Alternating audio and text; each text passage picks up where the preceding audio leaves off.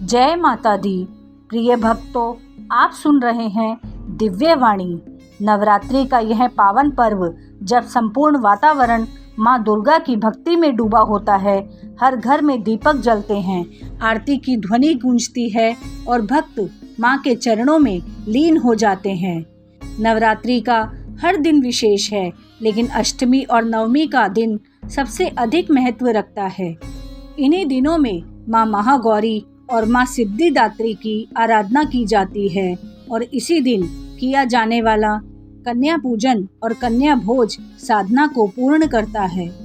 आज हम आपको प्रेमानंद जी महाराज के दिव्य उपदेशों के आधार पर बताएंगे अष्टमी पूजन और कन्या भोज का महत्व, उसकी कथा, विधि और लाभ। तो भक्तों, अंत तक जरूर जुड़े रहिए।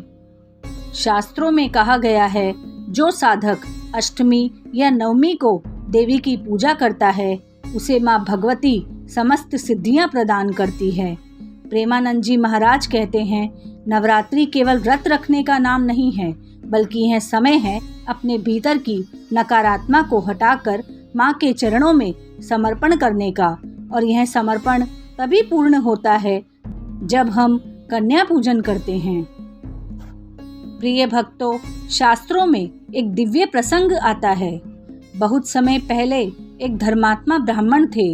वे जीवन भर माँ दुर्गा की पूजा और व्रत करते, हर नवरात्रि में 9 दिन का उपवास रखते, जप तप करते, परंतु एक भूल हर बार कर जाते।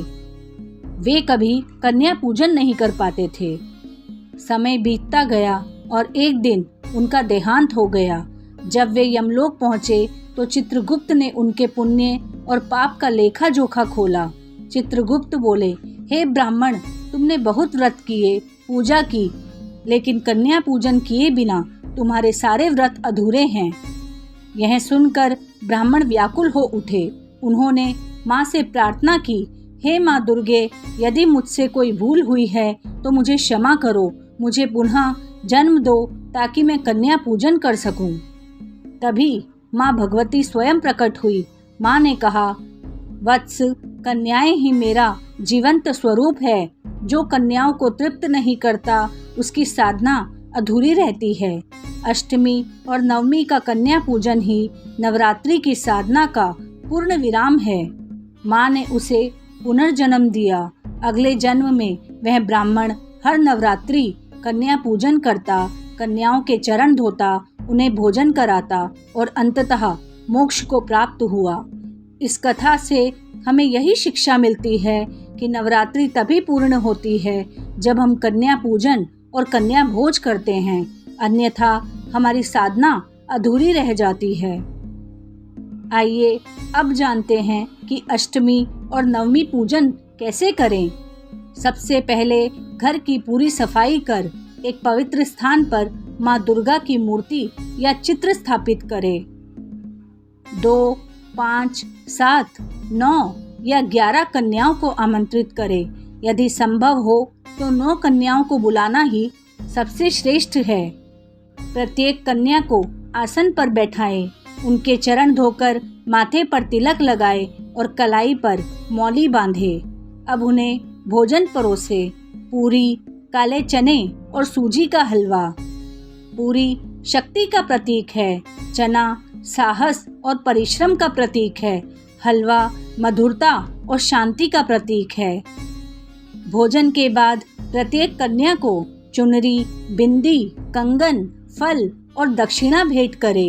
अंत में उनके चरण स्पर्श कर आशीर्वाद ले। याद रखिए, जब कन्याएं प्रसन्न होकर भोजन करती है तो मानो माँ दुर्गा स्वयं प्रसन्न होती है। अष्टमी के दिन माँ महागौरी की पूजा होती है। इनका स्वरूप हिम के समान श्वेत है और इनकी कृपा से भक्त का जीवन निर्मल और पवित्र हो जाता है। नवमी के दिन माँ सिद्धिदात्री की आराधना होती है। ये देवी भक्तों को सिद्धियाँ और अद्भुत शक्तियाँ प्रदान करती है। इसलिए इन दिनों का महत्व और भी बढ़ जाता है, क्योंकि कन्याएं माँ के इन्हीं स्वरूपों का जीवंत प्रतीक है। कन्या पूजन के समय आप यह मंत्र बोल सकते हैं, या देवी सर्वभूतेषु मातृ रूपेण संस्थिता। नमस्तस्ये नमस्तस्ये नमस्तस्ये नमो नमः। इस मंत्र से माँ दुर्गा के सभी रूपों का आह्वान होता है। प्रेमानंद जी महाराज हमेशा कहते हैं, कन्या पूजन केवल एक परंपरा नहीं, यह हमारी भक्ति की परीक्षा है। जब एक मासूम बालिका मुस्कुराते हुए आपके घर भोजन करती है तो समझ लो माँ दुर्गा आपके घर आई है। महाराज जी कहते हैं, यदि जीवन में सुख समृद्धि और शांति चाहिए तो अष्टमी या नवमी को कन्या पूजन करना कभी मत भूलना। प्रिय भक्तों, इस प्रकार नवरात्रि की अष्टमी और नवमी का पूजन एवं कन्या भोज पूर्ण होता है। यदि आप पूरे भाव से इस विधि को करेंगे तो माँ दुर्गा स्वयं आपके घर पधारेगी और जीवन में सुख, शांति और समृद्धि का वास कराएगी। आप सुन रहे थे दिव्य वाणी।